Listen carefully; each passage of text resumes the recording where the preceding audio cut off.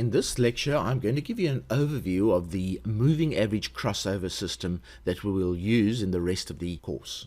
The moving average crossover system is one of the oldest systems ever used in trading. Basically, what happens is one puts a moving average on the chart that is an average of the price movement over a period of time. So let's put a moving average on this particular chart, and they fall under trending indicators, and I'll put the moving average on, and I'm just going to put a 21 moving average on the chart to give you a feel of what the moving average looks like. So this line represents the average movement of the price over a 21 period. In other words, 21 candles. So to get a sensitive reading of the moving averages, you would do a moving average that is measured over fewer candles. And to have a less sensitive reading, you would do a moving average over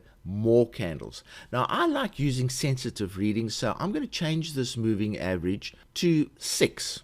And let's see what that does. And as you can see, it's actually not giving the greatest trading signals because the moving average is actually going through most of the candles on this particular chart. Where the magic side of the magic moving average comes in is that if I then take the same moving average and then just shift it, and I'm just going to shift it by 6. So we've got a moving average of 6, and I'm going to shift it by 6, and look what happens on the chart.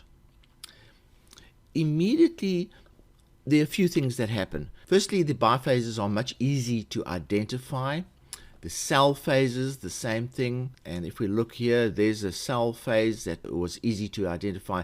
And by the way, sell phases are when the price is below the moving average, and buy phases are when the price is above the moving average. Also, what happens when the shift is applied is that you have much cleaner cutovers from the one phase to the next. So if you look over there, the cutover is a clean cutover.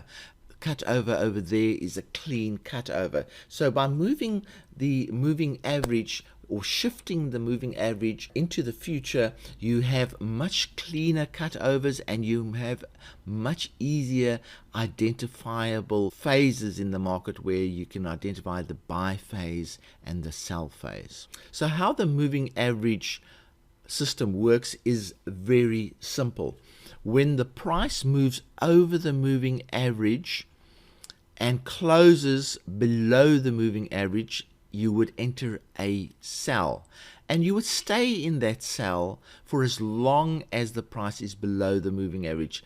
The minute it goes over the moving average and closes above the moving average, it then moves from the sell to the buy phase, and you exit your sell transaction and you enter a buy transaction, and you stay in that buy transaction all along until the price again closes below the moving average, which means the buy phase is over and the sell phase has now started, and you would exit. So it's a very simple system. One doesn't have to use stops.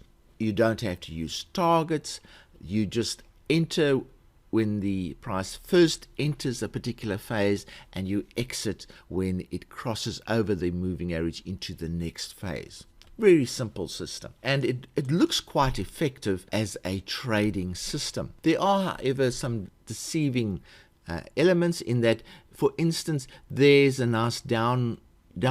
It looks like you could make a reasonable amount of profit there, but if you look at where you would have entered the sell and where you would have exit the buy, you in fact would most probably break even during that phase.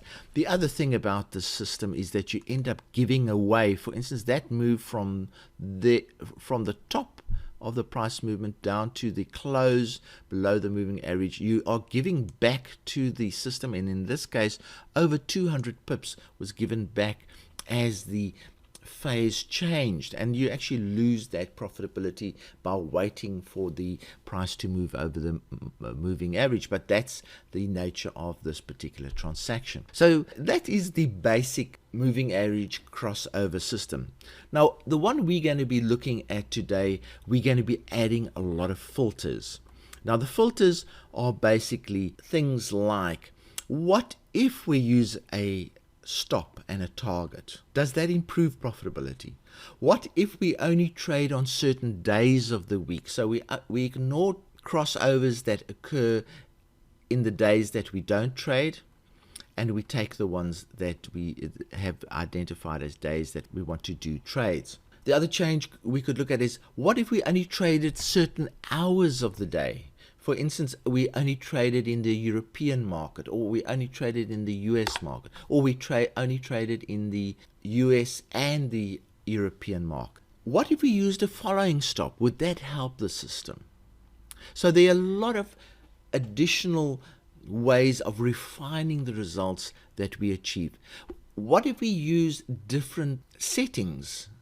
In this example, I'm using 6 offset by 6, but what if we use slightly different settings? What kind of results will we get? This all gets pretty complicated, and you certainly don't want to sit in front of the screen watching the price moving over the moving average and then making a decision every single time. So what we've done is we've automated this whole process into a trading robot or an expert advisor, which is part of this course. And what the expert advisor does is it allows us to firstly test some of our settings, and it also allows us to optimize some of the settings. In other words, find out which ones have worked best in the past, and that will guide us into what works best in the future. What's more is, automating a trading technique such as this, you can actually see the impact of using filters like following stops, targets, time of day, day of the week, etc. very quickly. So now that you know all about the magic moving average crossover system, let's move on to the next lecture.